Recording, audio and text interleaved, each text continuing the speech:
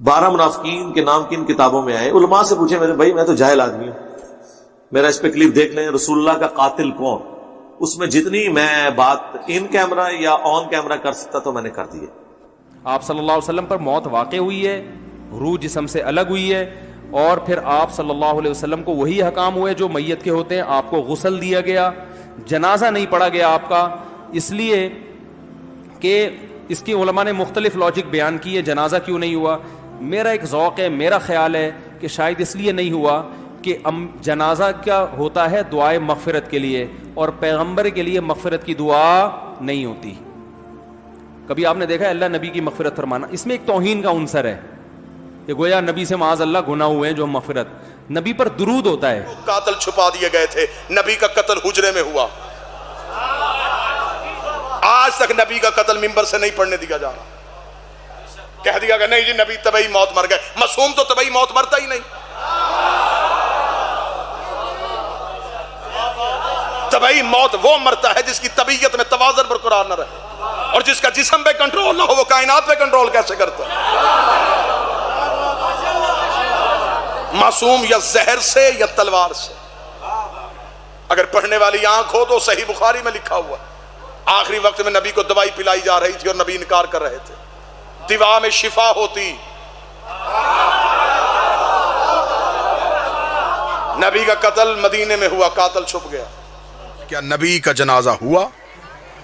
بے شک رسول کا جنازہ ہوا، امیر المومنین علی ابن ابی طالب نے پڑھایا، کیونکہ معصوم کا جنازہ ہمیشہ معصوم پڑھاتے، حجت کا جنازہ ہمیشہ حجت ہی پڑھاتے۔ صرف جنازہ نہیں، 3 دن تک رسول کی میت رسول کے حجرے میں پڑی رہی۔ اب یہاں پہ آ کے صرف اس گیپ کو چھپانے کے لیے کہ 3 دن مسلمان کہاں پہ رہے، یہاں پہ آگے بچوں کے سوال رکھ دیا، بیٹا نبیوں کے جنازے نہیں ہوتے، نبیوں کے جنازے نہیں ہوتے، نبی دفن تو ہوتے نا، بھائی دفن تو ہوتے ہیں، تو جنازے میں نہیں تھے، تدفین میں کون کون تھا؟ دکھ لے کے اگر میرا کوئی اہل سنت بھائی ہے، میں نے پوری مجلس کسی کے جذبات کو ٹھیس نہیں پہنچائی، میں منت کر کے کہوں گا اگر یہ لوگ نبی کے جنازے میں نبی کی تکفین میں موجود تھے، پھر میں صحیح بخاری مسلم مشکات ترمذی سے وہ حدیث دکھانے کے لیے تیار ہوں۔ جب ایک بہت بڑے صحابی نے آ کے اپنی بیٹی سے پوچھا تھا مجھے بتا نبی کو کتنی چادروں کا کفن ملا ہے، اگر وہ لوگ تکفین میں موجود تھے بیٹی سے سوال کیوں کیا گیا؟ 3 دن تک مسلمان غائب رہے سقیفہ بنی سعدہ میں حکومت کی تشکیل دینے میں، لوگ حکومت کی تشکیل دیتے رہے، اور 30 دن کے بعد مولا امیر المومنین گئے، احتجاج تبرسی میں حوالہ، 30 دن مولا امیر المومنین گئے، مولا نے جا کے سقیفہ میں اپنے نیزے کو گاڑا ہے، نیزے کو گاڑ کے مولا نے فرمایا تم نبی کے جنازے پہ کیوں نہیں آئے؟ انہوں نے کہا یا علی ہم حکومت بنا رہے تھے۔ فرمایا کیا کیا تم نے حکومت کا؟ کہنے لگے اسے وزیر بنا دیا ہے، اسے امیر بنا دیا ہے۔ امیر المومنین کا خطبہ ہے تاریخ کا، امیر المومنین نے کہا اچھا تم نے علی کے فیصلے کو ترجیح نہیں دی؟ انہوں نے کہا یا علی یہاں اجماع امت زیادہ تھا۔ علی نے کہا جتنا بھی زیادہ تھا کیا تم میں کوئی کعبے میں آیا تھا؟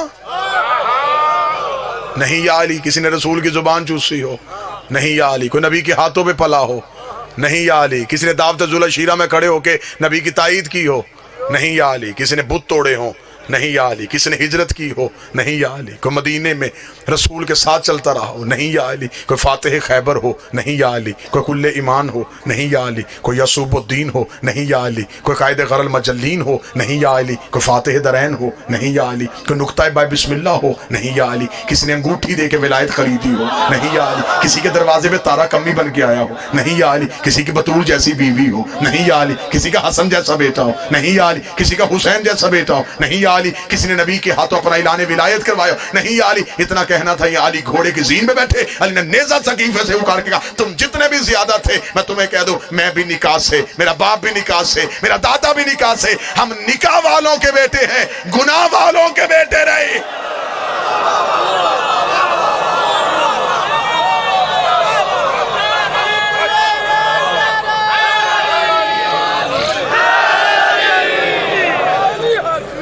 آپ جس کی چاہیں ہم عزت کرنے کے تیار ہیں، دکھ ہے، تکلیف ہے، پڑھا لکھا دور ہے، مجھے تکلیف ہوتی ہے، بندے کہتے ہیں جی شیعہ فلاں کی عزت نہیں کرتے، فلاں کی عزت نہیں کرتے. بھرے مجمع میں چیلنج کر رہا ہوں، ابھی اسی وقت چیلنج کر رہا ہوں. یہ نہیں کہ میں جب کبھی دوبارہ ہوں، نہ، ابھی سودا نقد کر لیتے. جس کی عزت کروانا چاہتے ہو تم مجمع سے نام لو، میں ممبر سے کردار پڑھتا ہوں. بابا جی ٹھیک ہے؟ اگر کردار عزت کے لائق ہوا تو عزت کرتے. یہ تو غلط بات ہے کہ آپ اپنی کتابیں بھی نہ پڑھیں.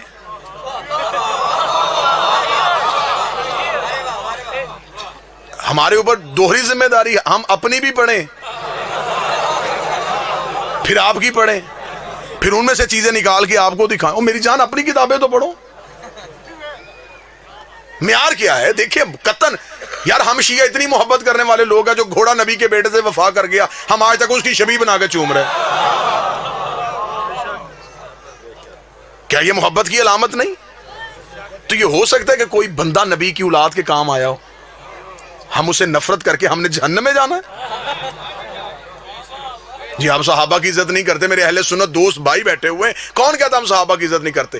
حضرت بلال کی عزت نہیں کرتے، ہم حضرت سلمان کی عزت نہیں کرتے، ہم عمار کی بات نہیں کرتے، ہم حذیفہ کا ذکر نہیں کرتے. کیا یہ صحابی نہیں؟ پھر ہم اعتراض کرتے کہ آپ ان صحابیوں کی بات کیوں نہیں کرتے. اب مجبوری پتا ہے، کیونکہ ان کی ہر بات میں علی کی بات ہے. معیار کیا ہے صحابیت کا؟ معیار کیا ہے؟ نبی کے پاس بیٹھنا صحابیت ہے. پھر اگر نبی کے پاس بیٹھنا صحابیت ہے تو پھر تو ابو لہب بھی بیٹھتا تھا. میں باتیں تلخ تو نہیں کر رہا.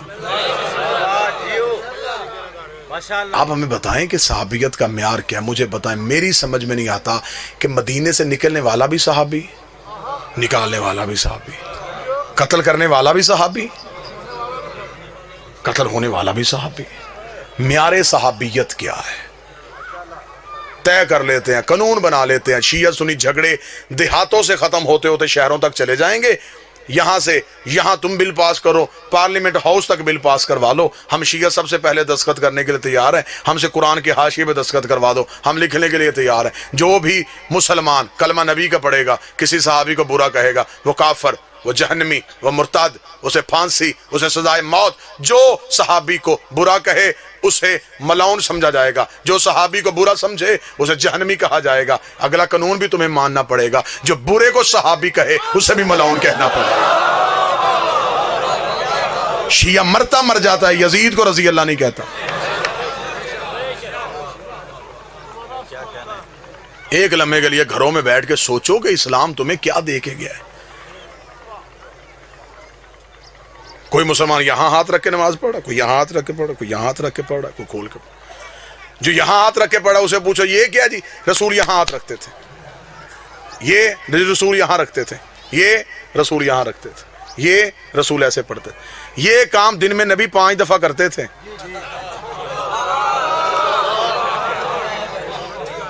اور امت ابھی تک یہ طے نہیں کر سکی کیسے کرتے تھے. غدیر تو ایک دن آیا تھا.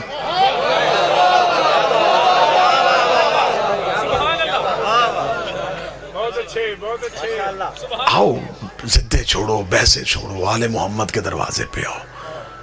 ان سے بڑا کائنات کا بادشاہ کوئی نہیں ہے. نبی کے بعد وسیلہ یہ ہے، نبی کے بعد ہدایت کا سارا سلسلہ ان کے پاس ہے. کہتے جی نہیں، رسول کے جنازہ، نبیوں کا جنازہ نہیں ہوتا. چل نبیوں کا جنازہ نہیں ہوتا. چند دن گزرنے کے بعد اس نبی کے گھر سے دوسرا جنازہ اٹھا. وہ نبی کی بیٹی کا جنازہ تھا. 75 یا 90 دن کی روایت ملتی ہے. یا 75 دن زندہ رہی یا 90 دن زندہ رہی بیٹی رسول کی. عمر مبارک کتنی تھی؟ جتنی کربلا میں حسین کے اکبر کی عمر تھی. یہ عمر تھی میری شہزادی کی جب دنیا کے دکھوں سے کنارہ کر کے گئی ہے محمد کی بیٹی. چل مسلمان نبی کے جنازے پہ نہیں آ سکے، رکھ مولوی کے سر پہ قرآن، مجلس سے جائے کلمہ نبی کا پڑھتا ہے. تجھے رسول کی عزت کی میں قسم دے رہا ہوں، کلمہ نبی کا پڑھتا ہے. جا کے ریسرچ کرنی شروع کر دے. مولوی کے دروازے کھٹکھٹا. نہیں آئے تھے مسلمان نبی کے جنازے پہ، بتا زہرا کے جنازے پہ کتنے مسلمان.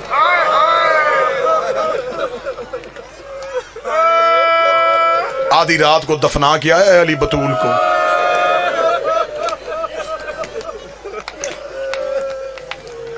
اب ہم کیا کریں؟ ہم درد پڑھیں گے، مر جائیں گے. شیعہ ساری رات علی زہرا کی قبر پہ بیٹھ کے قرآن پڑھتے تھے. تلوار نکالی ہوتی تھی، ایک ہاتھ میں قرآن ہوتا، ایک ہاتھ میں تلوار ہوتی. ایک دن حسین نے جا کے کہا بابا میری ماں کو تلاوتوں کی محتاج ہے. فرمایا قرآن پڑھنے نہیں آتا، اونچی آواز میں اس لیے پڑھتا ہوں انہیں پتا چلے علی قبر پہ پہرا دے رہا. کیا یہ غریبی نہیں تھی میرے بادشاہ علی کی؟ بچپن کا حسین بابے کے قدموں پہ گر گیا، رو کے کہتا بابا اب تو میری ماں نہیں روتی، اب تو میری ماں جگیر نہیں مانگتی، اب میری ماں کو کیا ڈر ہے. فرمایا جو آگ لے کے دروازے پہ آ گئے کہیں بیل چلے کے زہرا کی قبر پہ نہ آ جائے.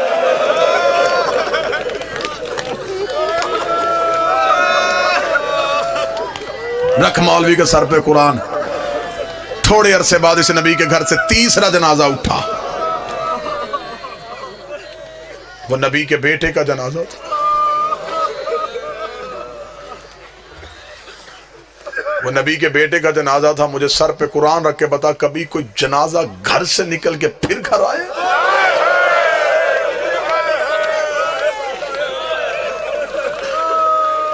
یہ پہلا جنازہ ہے کائنات کا جو گھر سے نکلا ہے واپس گھر آئے. 70 تیر نکالے ہیں بہن نے بھائی کے جنازے سے. میں نے پڑھ دیا، آپ نے سن لیا. 70 تیر نکالے ہیں زینب نے حسن کے جنازے سے. بسم اللہ. واجب الاحترام قابل صد احترام خطیب عالم اسلام سرکار علامہ قبلہ علی ناصر الحسینی صاحب تشریف لے آئے. بس یہیں پہ 2 جملے پڑھوں گا، بس یہیں پہ جو بندہ ہے میں مصاحب چھوڑوں تو پھر جو آگے آنا چاہے وہ آگے آ جائے. 70 تیر نکالے ہیں زینب نے حسن کے جنازے سے.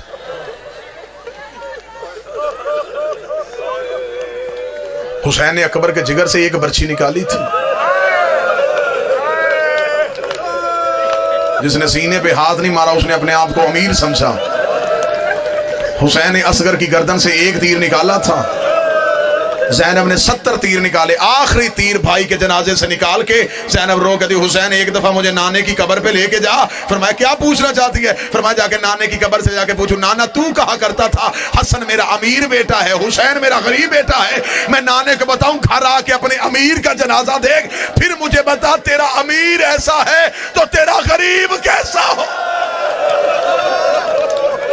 انہوں نے تیرے امیر کی یہ حالت کی ہے تو تیرے غریب کی کیا حالت.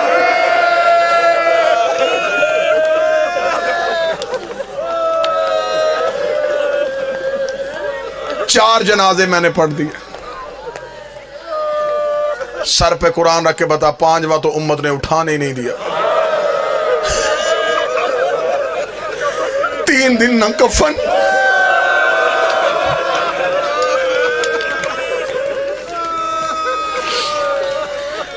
اپنی اپنی لاشیں دفنا کے چلے گئے. حسین کی لاش کربلا کے جنگل میں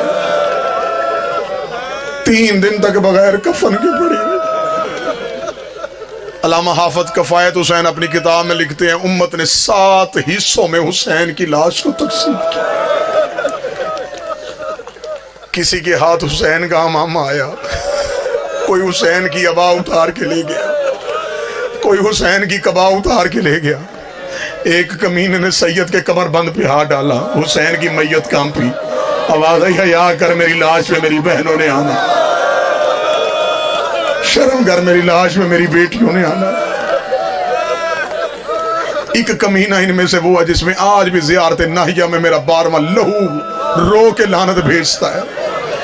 بابا شرازی سید مجھے معاف کر دینا، یہ کمینہ وہ ہے جس نے حسین کی انگوٹھی اتاری. آج بھی میرا 12واں پردے پہ لعنت کرتا ہے. کوئی نرم دلی شیعہ بیٹھا مجھے معاف کر دینا، اس ملاؤں نے حسین کی انگوٹھی اتاری ہے. یہ خود کہتا ہے کہ جب میں حسین کی لاش پہ پہنچا کوئی حسین کا امامہ لے گیا تھا، کوئی حسین کی عبا لے گیا تھا، کوئی حسین کی قبا لے گیا تھا. اس نے کہا میری نظر پڑی حسین کے ہاتھ پہ، حسین کے ہاتھ پہ انگوٹھی تھی. میں نے سوچا مدینے کا شہزادہ ہے، انگوٹھی اس کی قیمتی ہوگی. یہ کمینہ کہتا مجھے جلدی تھی، میں نے خیموں میں جا کے مال لوٹنا تھا. میں جلدی حسین کے ہاتھ کے قریب آیا، میری میری ایک نظر خیمے پہ تھی، میں دوسرے ہاتھ سے حسین کی انگوٹھی اتار رہا تھا۔ یہ کتا کہتا ہے حسین کی انگلی اتنی زخمی تھی، مجھ سے انگوٹھی اتر نہیں رہی تھی، مجھے جلدی تھی، کوئی سید ہو، کوئی سید زادی ہو، مجھے معاف کر دینا۔ یہ کمینہ کہتا میں کربلا کے جنگل میں دوڑا، میں ایک پتھر اٹھا کے لایا، اس پتھر پہ حسین کا ہاتھ رکھا، اپنی جیب سے خنجر نکالا، حسین کی انگلی پہ خنجر رکھا، دوسرے پتھر کے ساتھ میں ضرب مارنے لگا۔ ایک کالے برقے والی بی بی کی چیخ آئی، آواز آئی تجھے انگوٹھی چاہیے مجھے بتا، میں اتار کے دے دوں۔ میں نے چکیاں پیس کے پالا، اور میرا لاڈلا